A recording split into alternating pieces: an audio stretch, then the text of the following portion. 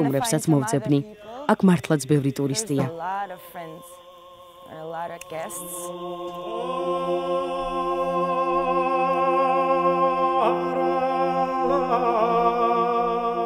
This vineyard is owned by Chateau Tel Aviv, and George will tell us ეს ვენახი შატო თელავს ეკუთვნის. sorts of the grapes that are here. გიორგი კი მოგიყვება რა ჯიშები აქვთ აქ გაშენებული და მე ისიც შევიტყვე რომ ახალი ღვინის სახეობის წარმოებას აპირებენ თუ არ ვცდები შემდეგი წლიდან.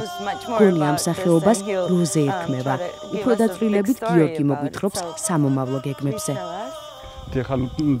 ჩვენ გვაქვს ფრანგული ჯიშის ვენახი, ეს არის კაბერნე სოვინიონი, რომლისგანაც ვაპირებთ როზეს ღვინის წარმოებას, ეს იქნება ვარდისფერი, მშრალი ღვინო და შესაბამისად ვასრულით ფრანგული ტექნოლოგიით, გავსხალით ელექტროსეკატორით და მოგცა საშუალება რომ ძალიან არ დაგვეკვირთვა ვაზი, რომ ანუ ხარისხზე გვეზრუნა.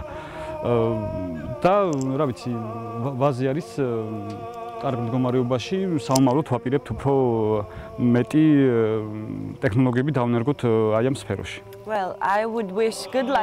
რა თქმა უნდა, წარმატებას გისურვებთ. იმედი მაქვს მომავალ წელსაც დავბრუნდები და როზესაც გავსინჯავ. წარმატებას ვუსურვებ ყველას, ვინც ამ ვენახში შრომობს.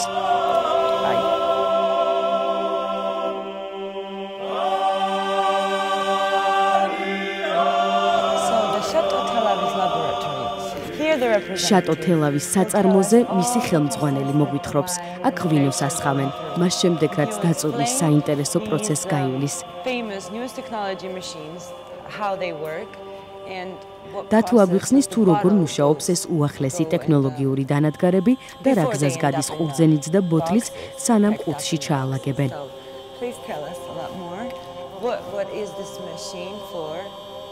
ეს არის ბოთლის ჩამოსასხმელი ხაზი. ხდება აქ საცობის, ასე ვთქვათ, დახურვა, დაცობება, ჩაჩის დახურვა, შემდეგ ხდება იქ ამ ჩაჩის დაწეპება,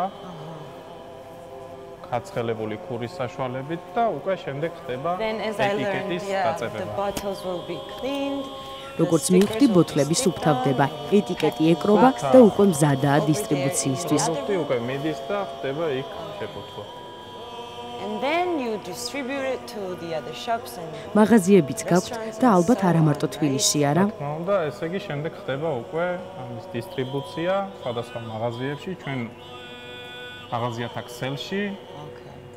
So you do have the shops. რა თქმა უნდა.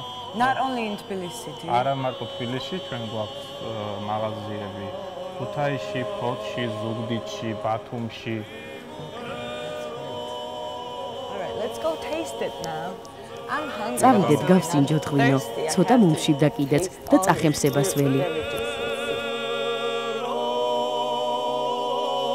So this place here ეს ის ლაბორატორიაა, სადაც სასმელების შემადგენლობა მოწმდება, შაქრის შემცველობა და ყველა ის ნივთიერება, რაც ღვინის შემადგენელი ნაწილია.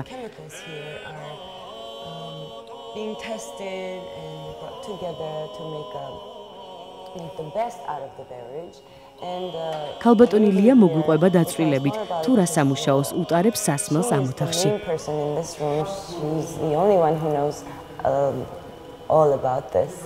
ღვინის დამზადებისთვის პირველ რიგში ყურძნის მიღებისთანავე ხდება მისი გადამუშავების შემდეგ ტკბილის განსაზღვრა, ტკბილის შაქრის შემცველობის განსაზღვრა და ვაკვირდებით დუღილს, რომლის შემდეგაც უკვე ვიღებთ ალკოგოლის წარმოქმნის მერე განსაზღვრას სიმაგრისას, ღვინის ბროლავი მჟავისას, ტიტრული მჟავიანობისას, ყველაფერი ამის და კიდევ სხვა კომპონენტების განსაზღვრა ხდება აქ ლაბორატორიაში. That's great. Thank you very much.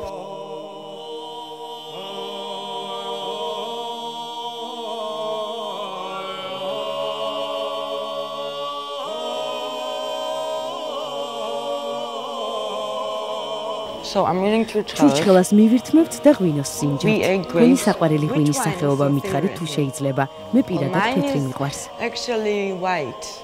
And Chateau Tel Aviv is pretty good. Your favorite. Okay. მე შავი მიყვარს, ქინძმარაული. აჰა, სასიამოვნოა, დიდი მადლობა.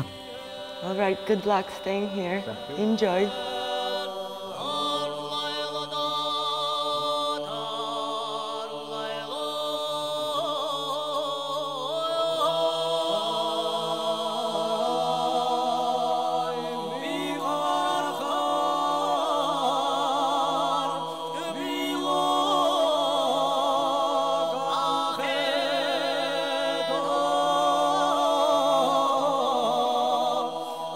This is Tony. It's such a cozy and pretty little place. ეს თონია, პატარა საყვარელი ადგილი, სადაც ქართული პური ცხება.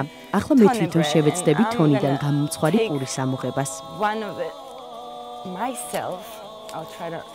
რა თქმა უნდა, იმასაც შევეცდები, რომ ყველაფერი ისე გავაკეთო, როგორც წესი და რიგია. It's kind of hard and it's hot. ცოტა რთულია და თანაც ძალიან ცხელი. არა უშავს, პირველი ცდისთვის მგონი არც თუ ისე ცუდად გამომივა.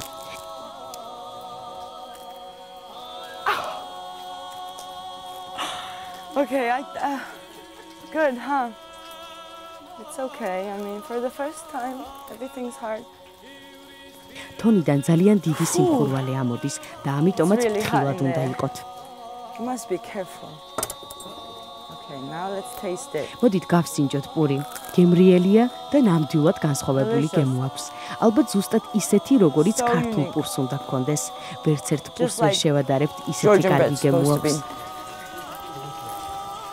Nothing like anything. Any other bread tastes great.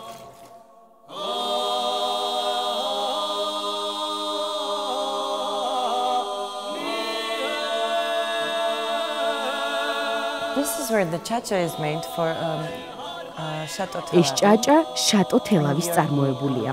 გიორგი მიმასპინძლდება ჭაჭითა და ხილით.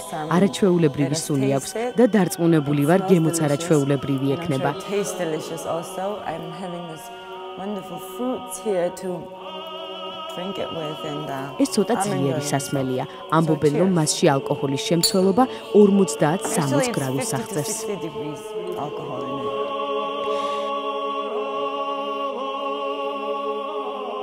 So, as you guys already know, we have visited შატო თელავს კახეთში ვესტუმრეთ, სადაც მათი ქარხანა დავათვალიერეთ. We have tasted their wines, and they have a shop in Tbilisi which we had to show you. ახლა კი თბილისში ვართ, ამაღლების ქუჩა 21 ნომერში, სადაც შატო თელავის მაღაზია იმყოფება და სადაც ღვინოების რეალიზება ხდება. The bottle wines. They have Kinsmarauli, Saperavi, Katsiteli, Kahetian and European style. აქ არის ჩამოსასხმელი ღვინოც და ბოთლის ღვინოც, ქინძმარაული, საფერავი, ქაწითელი კახურიც და ევროპულიც.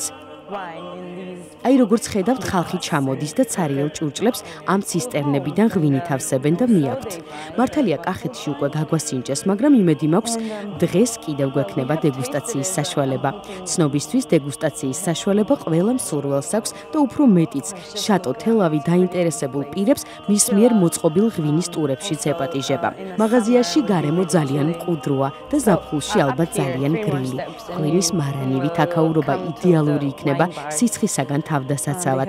აი ზევით კი ღვინის ბარია, სადაც ბოთლის ღვინოებია განლაგებული.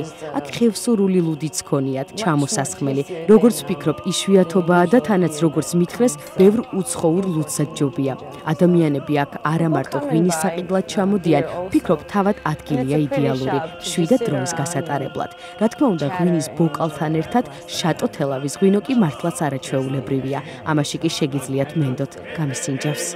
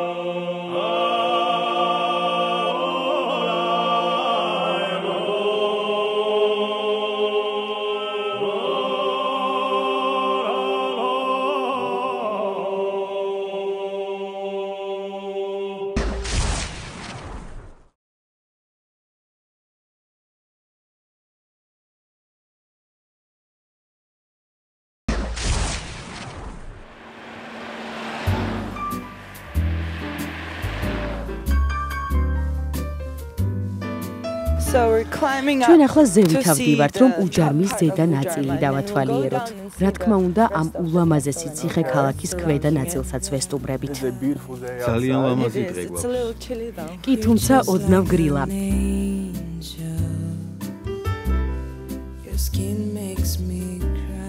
Did you know that this was built in the second half of სემ, იცოდი, რომ უჯარმა მე-5 საუკუნის მეორე ნახევარში ააგეს. მეფე ვახტანგ გორგასალმა ის სატახტო ქალაქადაც აქცია. მას სწორედ უჯარმაში გადმოიტანა რეზიდენცია და გაშენდა უზარმაზარი ციხე-ქალაქი. In the 10th century, though, the Arabian forces destroyed this place completely. მე-10 საუკუნეში მუსულმანთა შემოსევებმა მიწასთან გაასწორა უჯარმა, თუმცა მე-13 საუკუნეში მეფე გიორგი მე-3-მ შეაკეთა და აღადგინა ციხე-ქალაქი. It must be a great view from here. Let's just look and look at the place, the other part of the castle that we have to see. Okay.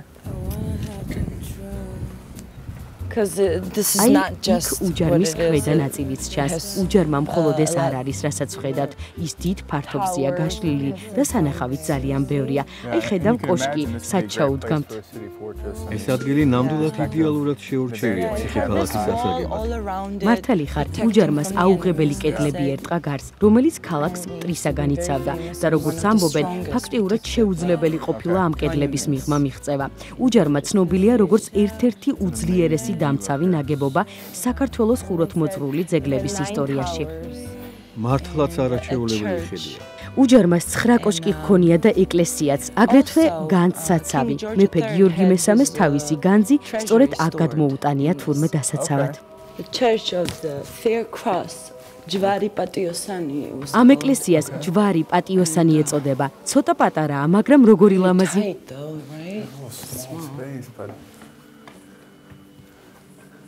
Oh wow. გრძნობ როგორც ველტაძარში ვართ ახლა მე და შენ. კარგად მოაღწია ჩვენამდე. ალბათ ადგილობრივები ზრუნავენ და უვლიან აქაურობას, თუმცა ვისურვებდი რომ უფრო მეტი აღდგენითი სამუშაო ჩაუტარდეს ციხე-ქალაქს.